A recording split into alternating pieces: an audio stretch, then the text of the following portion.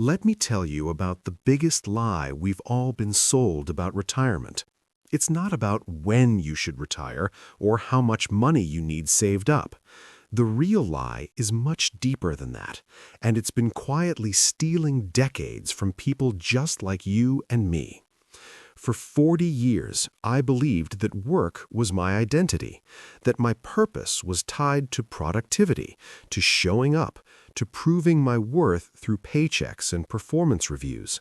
I watched the calendar flip year after year, always telling myself that meaning would come later, that fulfillment was waiting for me on the other side of retirement.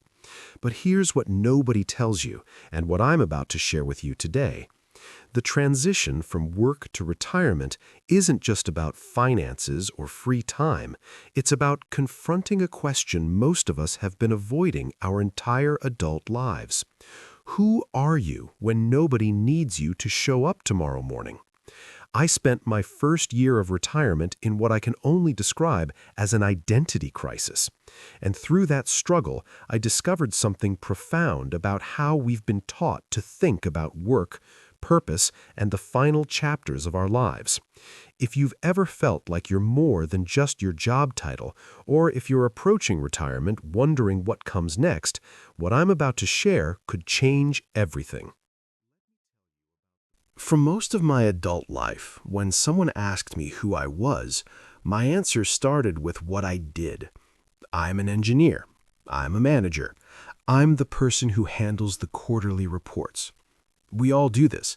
We introduce ourselves through our professional identities because that's where we spend most of our waking hours. But here's the uncomfortable truth I discovered. When you retire, that identity doesn't just fade, it gets ripped away overnight.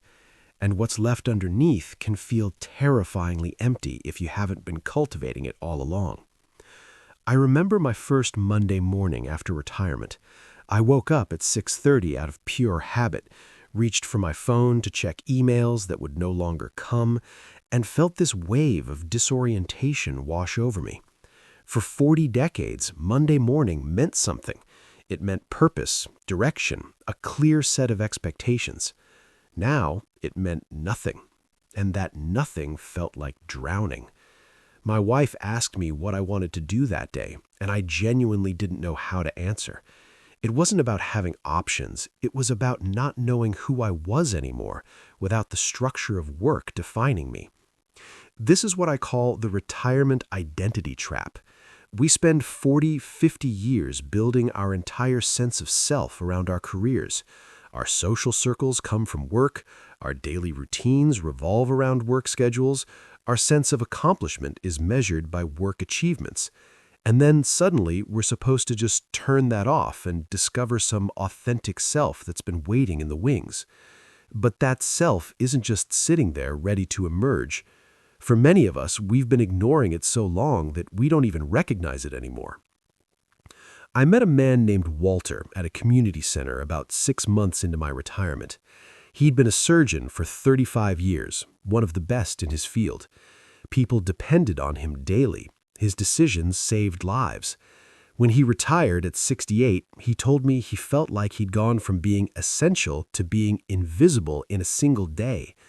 No more nurses greeting him in the hallway, no more patients thanking him, no more adrenaline rush of the operating room. He said the silence was deafening. Walter spent his first year of retirement depressed, gaining weight, barely leaving his house. He didn't know how to be Walter the person, only Walter the surgeon. This is the part of retirement nobody prepares you for. We get financial planning, we get health insurance advice, but nobody sits us down and says, hey, you need to figure out who you are beyond your job title, because when that job disappears, you're going to need something solid to stand on. The truth is, work gives us more than money. It gives us identity, purpose, social connection, daily structure, and a sense of being needed. When all of that vanishes, we're left staring at ourselves in the mirror asking, now what? Here's what I wish someone had told me decades ago. Your purpose isn't your profession. Your profession is just one expression of your purpose, and often a very limited one. Real purpose, the kind that sustains you through retirement and beyond, comes from understanding your core values and finding ways to live them out regardless of whether you're collecting a paycheck. Let me break this down practically. When you're working, purpose feels automatic because it's assigned to you. Your boss gives you projects, your company has goals, your role has responsibilities. But that's borrowed purpose. It belongs to the organization, not to you. When you retire, you have to generate your own purpose, and that requires a completely different skill set that most of us have never developed. I started asking myself uncomfortable questions. What did I actually care about when nobody was paying me to care? What problems in the world bothered me enough that I'd work on them for free? What brought me genuine joy, not just distraction or entertainment, but deep satisfaction? These questions don't have quick answers, especially when you've spent decades outsourcing your purpose to an employer. For me, the breakthrough came through volunteering at a literacy program. I started helping adults learn to read, and something shifted. For the first time in months, I felt needed again, but in a completely different way. Nobody was evaluating my performance, there were no quarterly reviews, no promotions to chase, just the simple satisfaction of watching someone sound out words they'd been ashamed of not knowing their entire adult life. That's when I realized purpose isn't about being important, it's about being useful in ways that align with what you genuinely value. I know a woman named Evelyn who spent 30 years in corporate accounting. She was brilliant with numbers, always climbing, always achieving. When she retired at 62, everyone expected her to relax, travel, play golf. But Evelyn felt empty doing those things. She told me she didn't want to just consume experiences, she wanted to create value. So she started teaching basic financial literacy to low-income families in her community. She used her skills, but now they served something she deeply cared about, helping people avoid the money stress that had dominated her own childhood. Evelyn found her purpose by connecting her abilities to her values, not by trying to replicate the identity she had at work. This is the shift that changes everything. Work-based purpose is transactional. You produce, you get paid, you feel valuable. But intrinsic purpose is relational. It's about how you show up in the world, how you contribute to others, how you honor what matters most to you. And here's the beautiful part. Intrinsic purpose doesn't decline with age. Your job performance might slow down, your energy might decrease, but your ability to live according to your values, to be kind, generous, curious, creative, that can actually deepen as you get older if you cultivate it. The people I've met who thrive in retirement aren't the ones with the biggest bank accounts or the most exotic travel plans. They're the ones who figured out what they stand for and found simple, consistent ways to live that out. Some mentor young people. Some create art. Some build things with their hands. Some simply become the person their family and neighbors can count on for wisdom and presence. There's no single path, but there is a common thread. They all stopped defining themselves by what they used to do and started defining themselves by who they choose to be. Let's talk about something that blindsided me completely: the social isolation that comes with retirement. When you work, your social life is basically built in. You see the same people every day, you have shared experiences, inside jokes, common frustrations. You don't have to work at maintaining those connections because proximity does it for you. But when you retire, all of that scaffolding collapses overnight. I didn't realize how much of my social identity was tied to my workplace until I wasn't there anymore. The colleagues I thought were friends turned out to be work friends, which is a very different thing. Once I wasn't in the office, those relationships faded fast. No more lunch conversations, no more hallway catch-ups. The group chat went quiet. Invitations to get together never materialized, and I found myself alone far more than I had ever anticipated. This is one of the hidden costs of retirement that nobody puts on a spreadsheet. You don't just lose a paycheck, you lose a community. And rebuilding community in your 60s and 70s is significantly harder than it was in your 20s and 30s. Back then, school, early jobs, young parenthood, all of these created natural social opportunities. But in retirement, you have to be intentional about seeking connection, and that requires vulnerability that many of us aren't comfortable with. I watched my neighbor Richard go through this in a particularly painful way. Richard was a sales manager, incredibly outgoing, always surrounded by people at work. When he retired, he assumed his social life would continue just fine. But within 6 months, he was spending most days alone.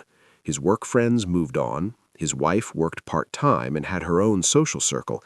His kids lived in different states. Richard told me he felt invisible, like he'd become irrelevant the moment he stopped being professionally useful. The loneliness epidemic among retirees is real, and it's dangerous.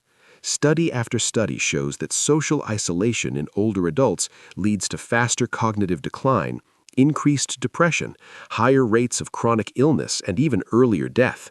We are social creatures, and when those connections disappear, our health suffers in measurable ways. But here's what I learned. You can't wait until retirement to build the relationships that will sustain you through retirement. You have to start cultivating them years in advance. The people who thrive socially after leaving work are the ones who invested in relationships outside of work long before they retired. They joined clubs, faith communities, hobby groups, volunteer organizations. They built friendships based on shared interests rather than shared employers. And when retirement came, they had a social foundation that didn't depend on their professional identity. I had to learn this the hard way. About a year into retirement, I joined a woodworking club at the community center. I'll be honest, I felt awkward at first. I was the new guy, older than some, younger than others, trying to figure out where I fit. But I kept showing up. Week after week, I sanded and cut and learned alongside the same people. And slowly, something shifted. We started grabbing coffee after sessions. We'd text each other about projects. These became real friendships built on shared interest and consistent presence, not professional obligation. Here's my advice on this. Don't let work be your only source of social connection. Start diversifying now. Find communities that interest you. Show up regularly. Be willing to be the one who initiates, who invites, who reaches out. Because when you retire, you're going to need people who know you as more than your job title. You're going to need friends who see you for who you are, not what you produce. And those friendships take time to build. Start building them now. Here's an uncomfortable truth that many retirees discover too late. Retirement can put enormous stress on your marriage, especially if you haven't prepared for it together. For decades, you and your partner had separate rhythms. You went to work, they had their routine, and you reconnected in the evenings and weekends. But retirement changes that dynamic completely. Suddenly, you're both home all day, every day, sharing space and time in ways you haven't since you were newlyweds. My wife and I hit this wall about 3 months into my retirement. She had her routines, her shows, her way of organizing the house, her alone time during the day. And suddenly, here I was, constantly present, looking for things to do, inadvertently disrupting her entire system. She finally sat me down and said, "I love you, but you're driving me crazy. I need space." And I realized I had been so focused on what retirement meant for me that I hadn't considered what my constant presence meant for her. This is incredibly common, and marriages that seemed solid for decades can suddenly feel strained. I know couples who made it through raising kids, career changes, financial stress, only to struggle when they both retired and had to figure out how to occupy the same space all day long. The issue isn't lack of love, it's lack of preparation for a completely different relationship dynamic. One of the wisest things I heard came from a couple named Frank and Martha, who had been retired for 10 years. They told me the secret to a happy retirement marriage is maintaining individual identities while also creating shared experiences. They each have their own hobbies, their own friend groups, their own projects. Frank volunteers at the Veterans Center, Martha takes pottery classes and tends her garden, but they also have shared rituals. They cook dinner together every night, they take a long walk every Sunday morning, they travel twice a year to places they both want to see. The key is balance. If you spend all your time together, you'll suffocate each other. If you spend all your time apart, you'll drift into parallel lives that barely intersect. You need both togetherness and independence, and that requires honest conversation and intentional planning. Before you retire, sit down with your partner and talk about expectations. What does each of you hope retirement will look like? How much time do you want to spend together versus apart? What are your individual needs for space, routine, social connection? These conversations can prevent months of friction and resentment. I also learned that retirement requires renegotiating household responsibilities. When you're working, there's often a clear division of labor based on who's home more. But when you're both retired, those old patterns might not make sense anymore. My wife had been managing most of the household for years because she worked fewer hours. When I retired, I assumed I'd just help out occasionally. But she rightfully pointed out that we now had equal time, so we needed equal responsibility. We had to have some difficult conversations about cooking, cleaning, errands, and decision-making. It wasn't always comfortable, but it was necessary. Another couple I know, James and Linda, nearly divorced in their first year of retirement. James had been a high-powered executive, used to making decisions and having things done his way.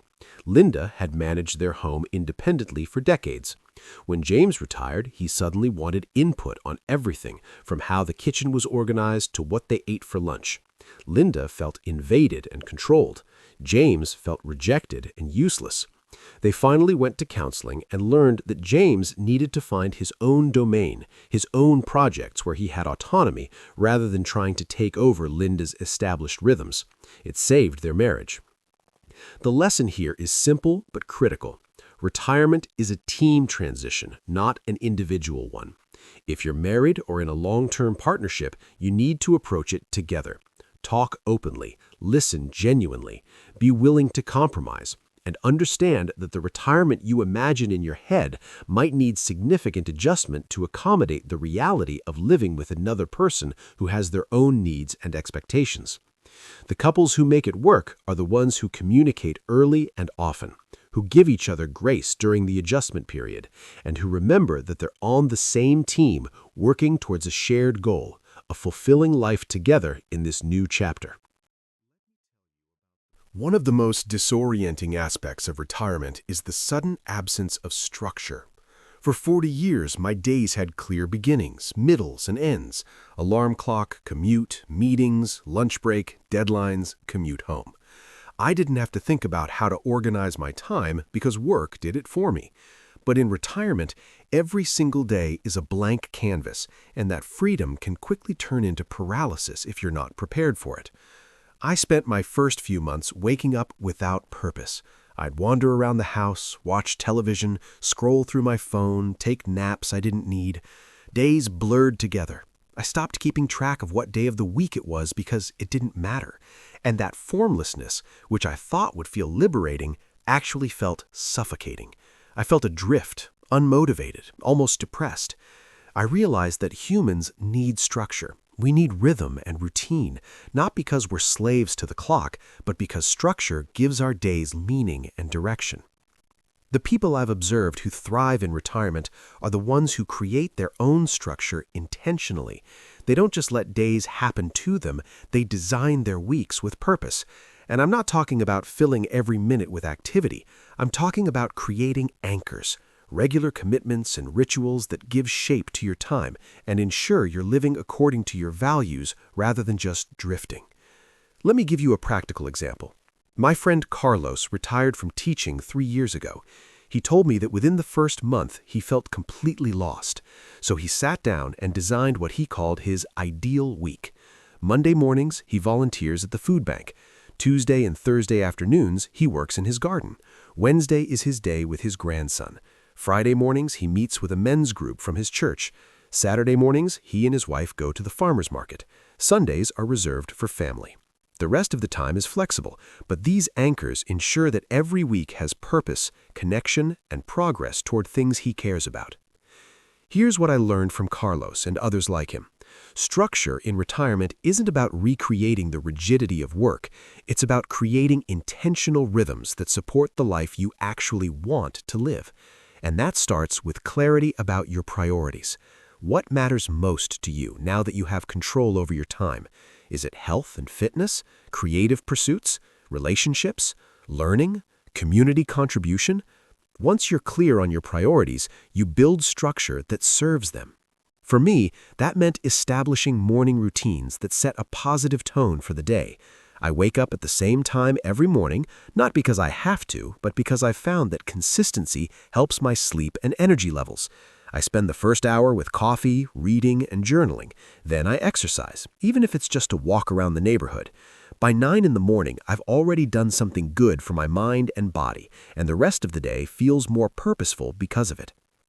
I also learned the importance of weekly goals, not huge ambitions, just small things I want to accomplish each week. Finish a book, complete a project in the garage, have a meaningful conversation with each of my kids, cook 2 new recipes. These goals give me something to work toward, a sense of progress that replaces the achievement markers I used to get from work. Another critical piece of structure is social commitments. I joined a Wednesday morning hiking group. Rain or shine, we meet at the trailhead. That commitment gets me out of the house, keeps me active, and maintains friendships. I also volunteer every Thursday afternoon at a local mentoring program. These aren't obligations I resent, they're rhythms I've chosen that align with who I want to be in retirement. But here's the balance. You also need unstructured time, space to be spontaneous, to follow curiosity, to simply rest without guilt. The goal isn't to recreate the busyness of work. The goal is to create enough structure that you feel purposeful and connected while leaving enough flexibility that you can actually enjoy the freedom retirement offers. Think of it like a garden. You need some organization, rows and paths, but you also need space for things to grow wild and beautiful in unexpected ways. The biggest mistake I see retirees make is one of 2 extremes. Either they overschedule themselves, filling every hour with activities because they're afraid of being bored or irrelevant, or they underschedule, drifting without purpose and wondering why they feel so empty. The sweet spot is somewhere in the middle. Enough structure to give your days meaning, enough freedom to let life surprise you. Start with experimenting. Try different routines. Notice what makes you feel energized versus drained. Pay attention to which commitments bring genuine joy and which ones feel like obligations. Retirement gives you the luxury of designing your life, but that design doesn't happen automatically. It requires intentionality, self-awareness, and the willingness to keep adjusting until you find the rhythm that works for you. So here we are at the question I've been circling this entire conversation. Who are you when nobody needs you to show up tomorrow morning? It's not a question with a simple answer, and honestly, it's a question that might take years to fully explore. But it's the most important question you'll face in retirement, and the quality of your remaining years depends on how honestly you engage with it. Retirement isn't an ending, it's a threshold. It's the moment when you stop living for external validation and start living from internal conviction. It's when you stop being defined by your productivity and start being defined by your presence. It's when you stop asking what the world needs from you and start asking what brings you alive. And that transition from outer-directed to inner-directed living is both terrifying and liberating. I won't lie to you. My first year of retirement was one of the hardest years of my life. Not because of finances or health, but because I had to face myself without the armor of my professional identity. I had to sit with uncomfortable questions about whether I'd lived the life I actually wanted or just the life that was expected of me. I had to grieve the years I gave to work that I'll never get back. And I had to figure out how to build meaning from scratch in a culture that tells us our value comes from our economic output. But here's what emerged from that struggle: a deeper sense of who I am, a clearer understanding of what I value, a more authentic relationship with the people I love, and a daily life that, while simpler and quieter than my working years, feels more genuinely mine than anything I experienced during those decades of chasing someone else's definition of success. So if you're approaching retirement, or if you're already in it and feeling lost, I want you to know this: the disorientation is normal. The identity crisis is part of the process. The feeling that you've lost your place in the world is a sign that you're transitioning to a new place, one that's not about being needed by employers or institutions, but about being present for the people and purposes that truly matter. Give yourself permission to not have all the answers immediately. Give yourself grace during the adjustment, and trust that on the other side of this transition is a version of yourself that's been waiting patiently for decades to finally have the time and space to emerge. You are more than what you produced. You are more than your resume. You are more than the role you played in other people's systems. And retirement is your opportunity to discover and live from that deeper truth. Thank you for spending this time with me. I'd love to hear your thoughts, your struggles, your discoveries about retirement and identity. Share them in the comments below. And if this resonated with you, there's another conversation I've prepared about practical steps to prepare emotionally for retirement that you might find helpful. Until next time, remember that your worth isn't in your work. It's in who you choose to be when the work is done.